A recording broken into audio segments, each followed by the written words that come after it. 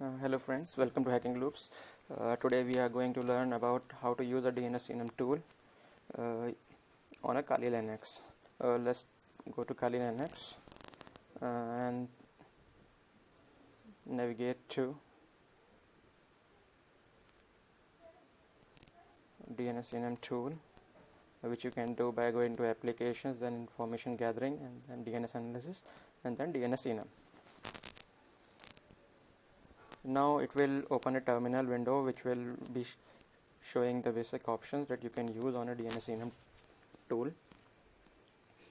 I will cover first of all the very important functions which are very useful for DNS information gathering. The very first one is a DNS server. It is basically the DNS server which translates your web address to a IP address. If you don't provide this option, it will use a system default, means the DNS server provided by your ISP.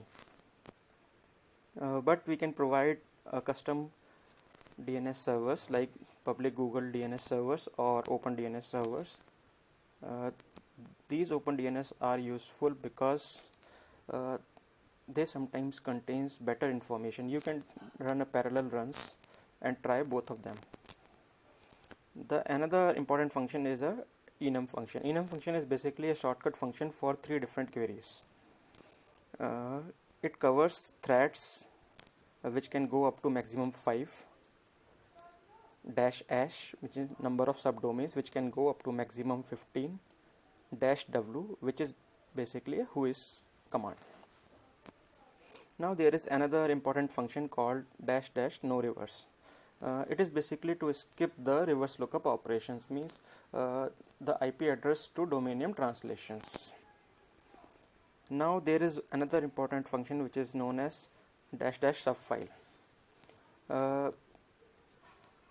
Once you run your DNSENUM tool, you will get a list of subdomains. If you want to store these subdomains into a file, you can provide it by using this option. Otherwise, the subdomains will only get reflected on the screen, and you will not be having these for future purposes. So it is recommended to store all the subdomains in a file.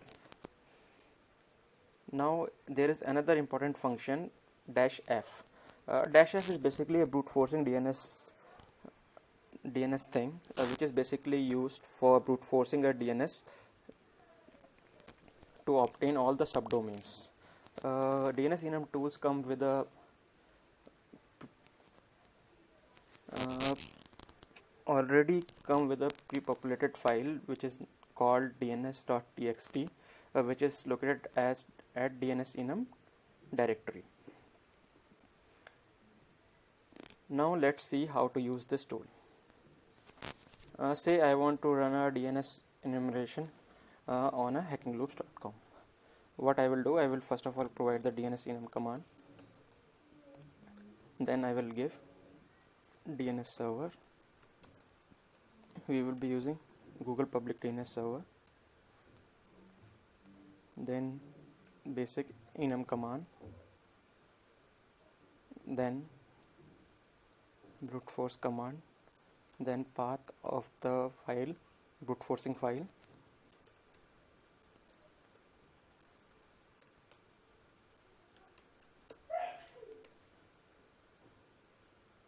Then you want to store into subfile, --subfile.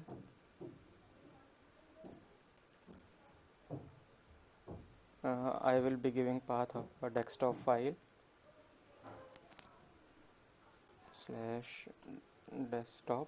I have already created a folder Hackingloops on desktop.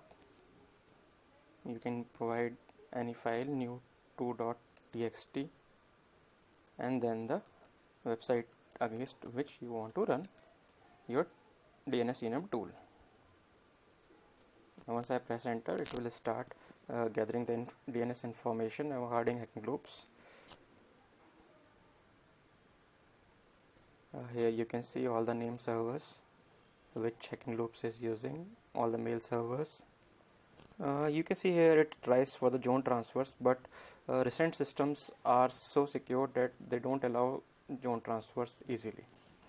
So when it tries to perform a zone transfer, you will always get a timeout or not authorized. Now you can see it is running a brute forcing against the Hackingloops subdomains to find out all the subdomains which can be available at Hackingloops. As I have already mentioned that you can provide your custom file in this brute forcing technique.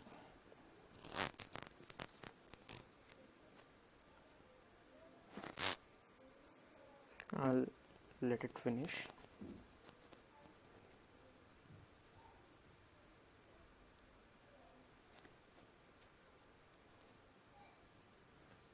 It's gonna take some time because it is brute forcing each domain subdomain one by one.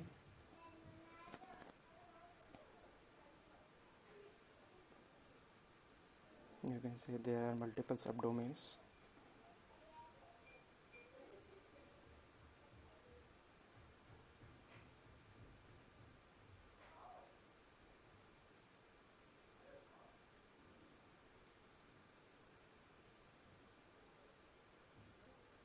Now you can see the brute forcing has been done. It is doing the reverse lookup. Oh, I forgot to give the dash no reverse command. That's why it is also doing a reverse lookups. The process has been done. Now what you can do, you can type exit here to exit from here, and you can go to Hackingloops folder and you can see a new.txt file which contains all the valid subdomains available on the Hackingloops. This is how we do DNS information gathering using DNSENUM tool. Hope it helps. Thank you guys for watching us. If you have any queries, feel free to contact us on Hackingloops. Thanks.